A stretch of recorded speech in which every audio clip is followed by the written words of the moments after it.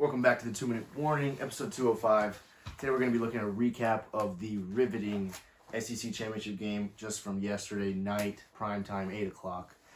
The Florida Gators fell just short of the Alabama Crimson Tide. 52-46, Alabama comes out on top. It was a great game, but there were certainly some things Florida could have done better to come out with a win, and here are what they are. So, first of all, the matchup coming into the game was Florida was going to have to win a shootout. That's just how it was going to have to be. It was going to have to be a 52 to 53 game. Like, we almost could have won. We were a touchdown shy of that score exactly, because we as in the Gator fan base, had a strong feeling that our defense couldn't hold up to Alabama's offense, which was evidently true. Najee Harris absolutely handled our defense. He had 5 total touchdowns, 300 total yards, 2 rushing touchdowns, 3 receiving. He was the reason they won that football game. That's my new Heisman candidate right there, Najee Harris. But anyway, a couple of things Florida could have done better. That play that I know everyone has seen, where Mac Jones throws an interception, I guess you'd call it an interception. Safety basically strips it from the receiver as he catches it. He's going back the other way. Gators fans hyped. I'm hyped. Everyone's hyped.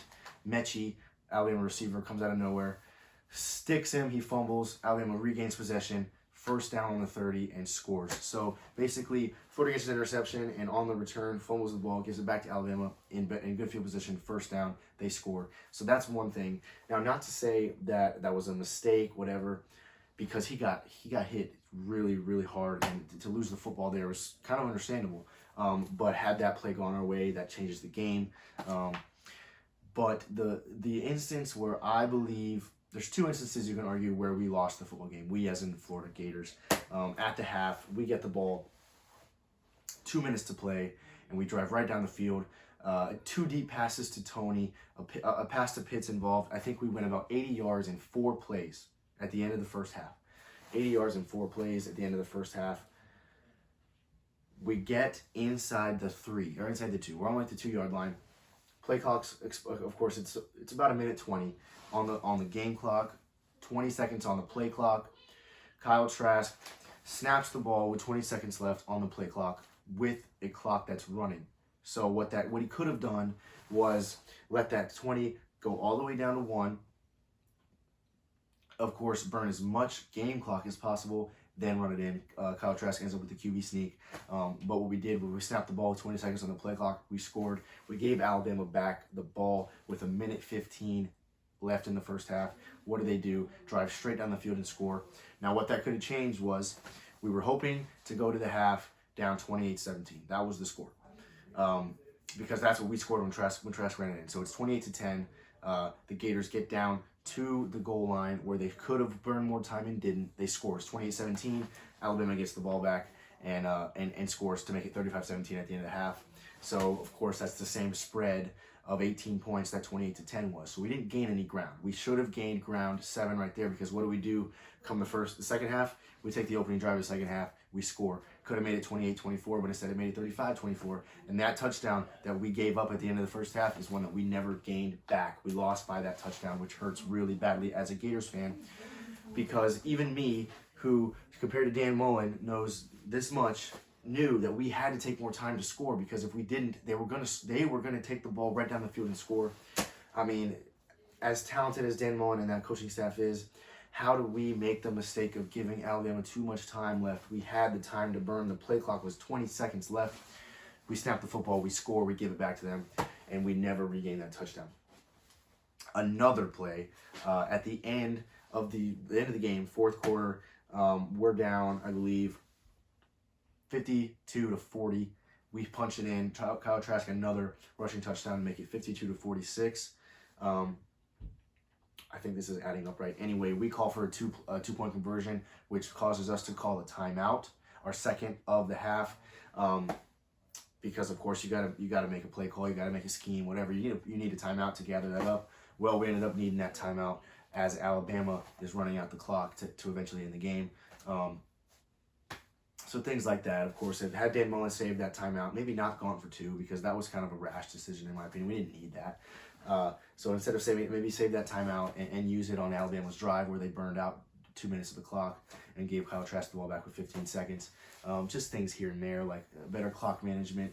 There were several things, like, of course, there was 2 drives in the third quarter. Alabama didn't score a single point in the third quarter.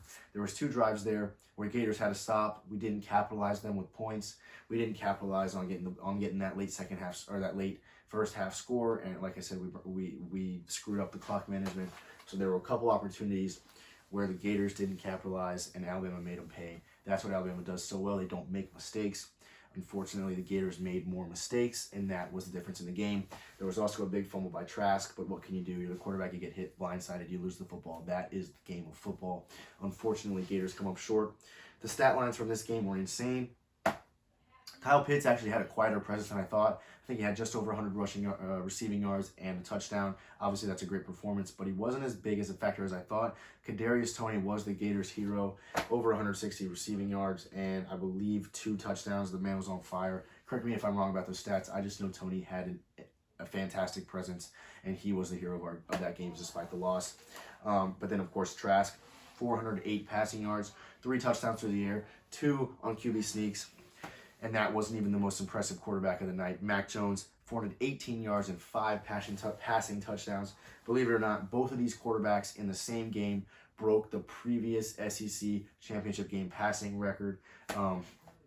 It was amazing. It was a fun game to watch. I mean, 56-42, 98 points total. Hopefully you bet the over on the over-under was 74.5. I would have bet the over had I had money to bet, but I don't.